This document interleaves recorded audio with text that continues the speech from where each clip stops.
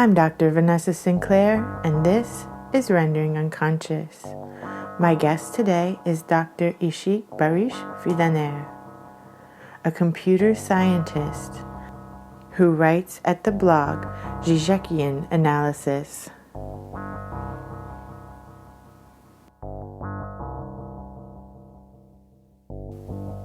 Rendering Unconscious is also a book. Rendering Unconscious, Psychoanalytic Perspectives, Politics, and Poetry. From Chapart Books, 2019. For more, please visit our publisher's website, trapart.net. That's TRAPART.net. You can support the podcast by visiting our Patreon, patreon.com/VANESSA23CARL. Your support is greatly appreciated. For more information, you can also visit my website, drvanessasinclair.net, or the podcast main website, renderingunconscious.org. Links to everything can be found in the text accompanying this episode.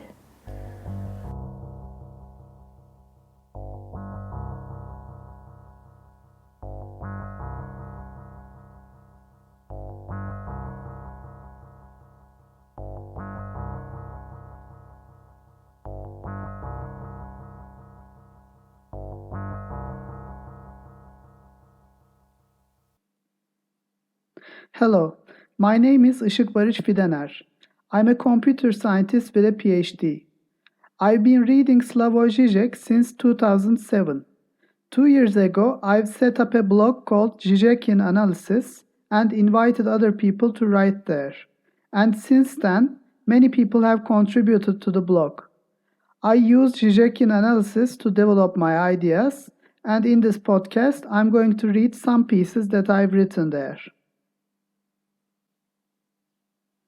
Now I'm going to read There are only embodiments and authorizations.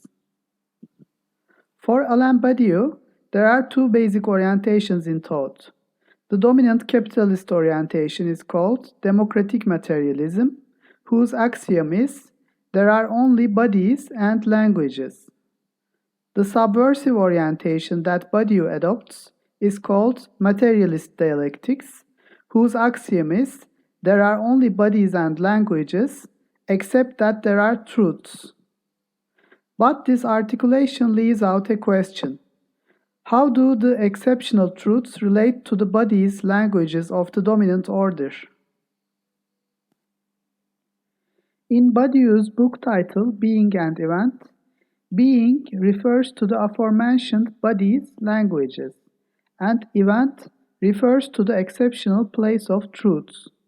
So the crucial question is about the missing link between being and event.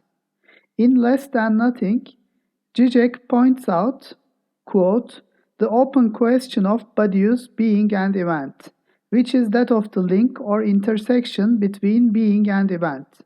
How do we avoid the reproach that an event is a proto-religious miracle which intervenes from some transcendent beyond into the order of being? Unquote. Due to the transcendent status given to the truths, Badiou's axiom is more appropriate for an idealist dialectics. To uphold a materialist dialectics, we need to assert and demonstrate the immanence of the truths to the bodies and languages of the dominant order. Let me approach this problem with my toolbox of signifiers.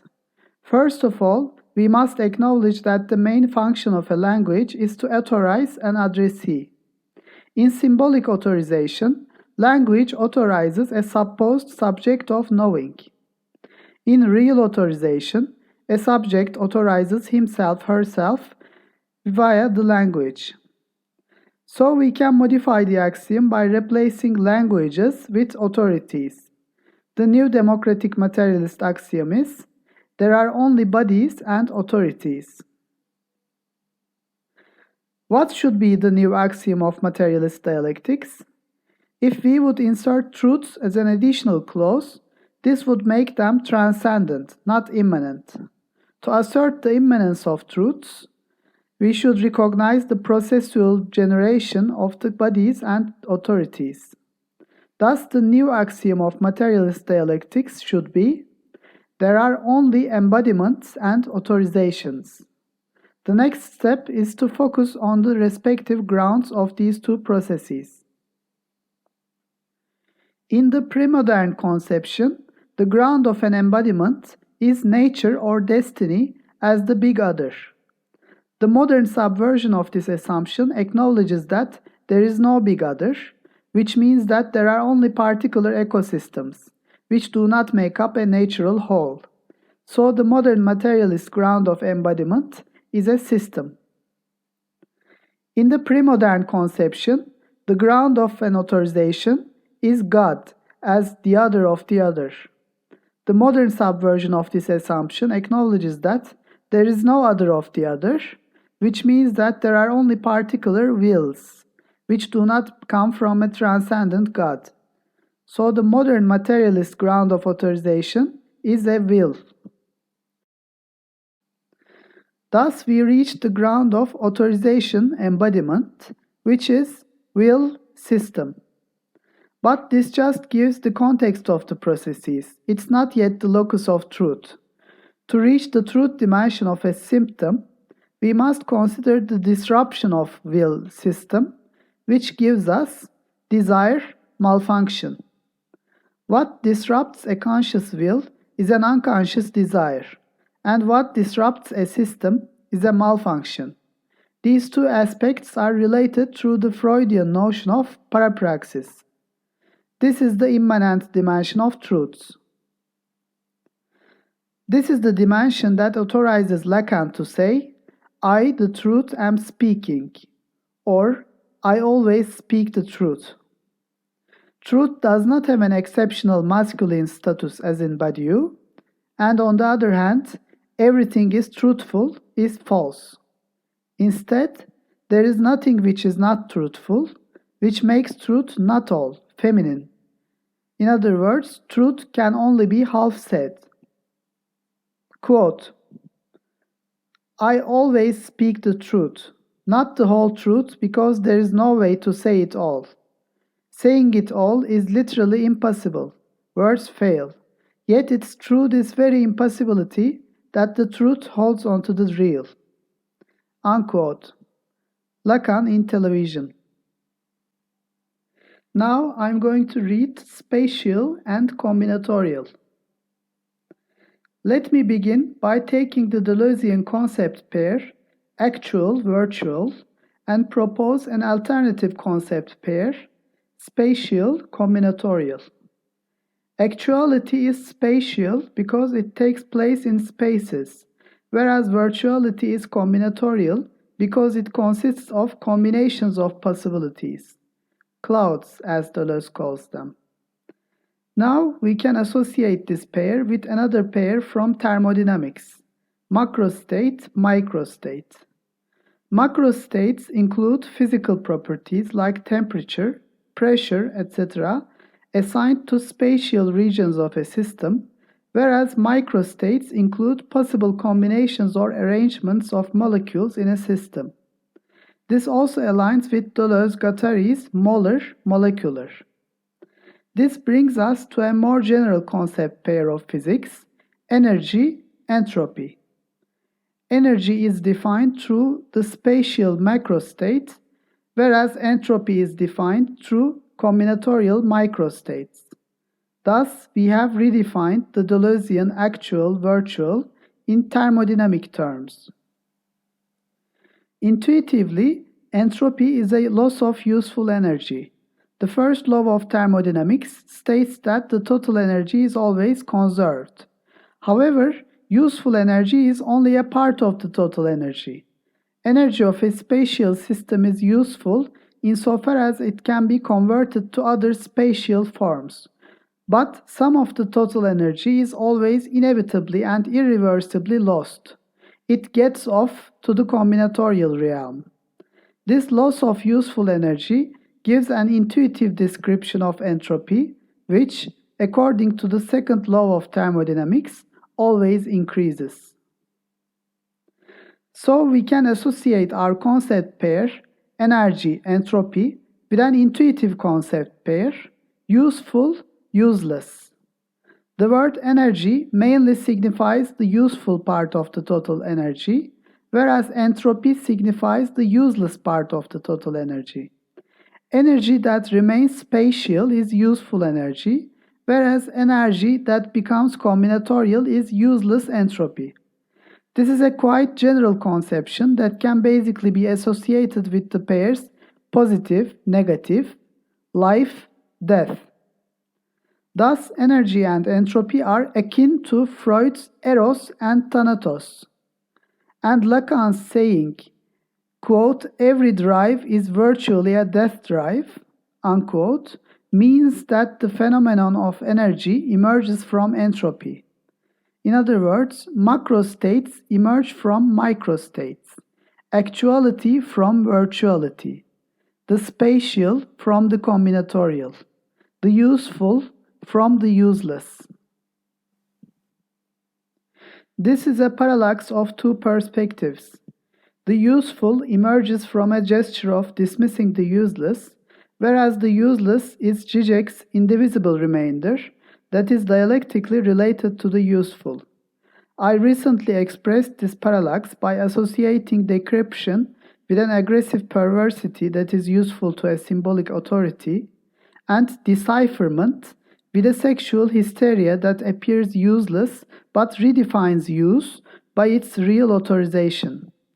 These two perspectives, decryption, decipherment, roughly correspond to Deleuze-Guattari's concept pairs, territorialization, deterritorialization, paranoia, schizophrenia.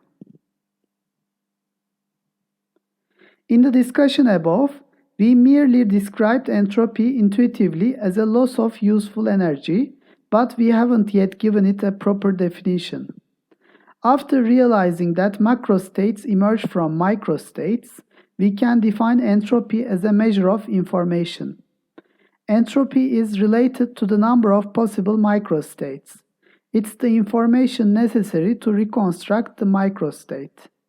Entropy as information can be associated with the equivocity of signifiers in psychoanalysis. Since the equivocity in language expresses jouissance, we reach at another intuitive concept pair, pleasure, jouissance. Pleasure is useful energy, whereas jouissance is the loss of pleasure in useless entropy. Pleasure is the part of jouissance that can be captured and assigned to spatial zones in bodies and systems by willful authorization, whereas jouissance itself remains to be the infinity of the combinatorial, whose manifestations can be found in the unconscious desires of the bodies and the failures, bugs, glitches of the systems.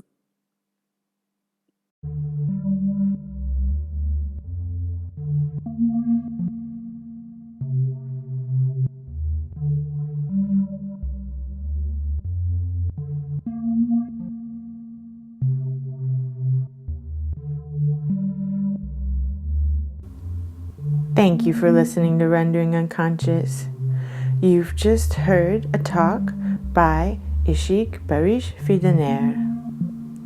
For more, follow him on social media at Twitter and at his blog, Zizekian Analysis,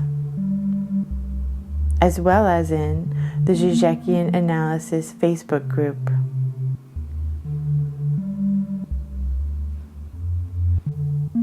Rendering Unconscious is also a book, Rendering Unconscious, Psychoanalytic Perspectives, Politics, and Poetry, from Chapart Books, 2019.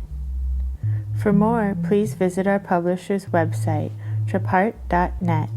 That's TRAPART.net. You can support the podcast by visiting our Patreon, patreon.com/VANESA23CARL. Your support is greatly appreciated. For more information, you can also visit my website, drvanessasinclair.net, or the podcast main website, renderingunconscious.org.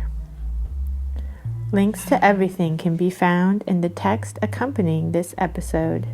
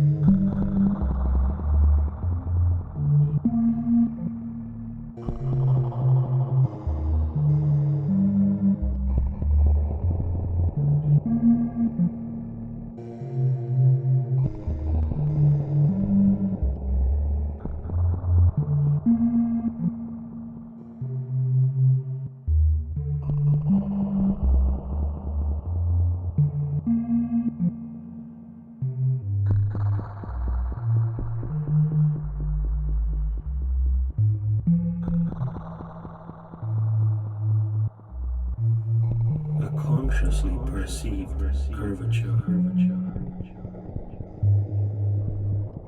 becomes a subconsciously retrieved straight line, losing sight of the visible in order to see clearly in that primordial darkness of life. It takes time. Or basically no time at all. Getting close to the mystery that may or may not be so refined and elevated after all. The magnetic power of the most primal state becomes stronger as we ascend into endless abstractions. These, however, are easily shattered. In front of the front, we anxiously seek civilized expressions. Behind the behind, we simply communicate.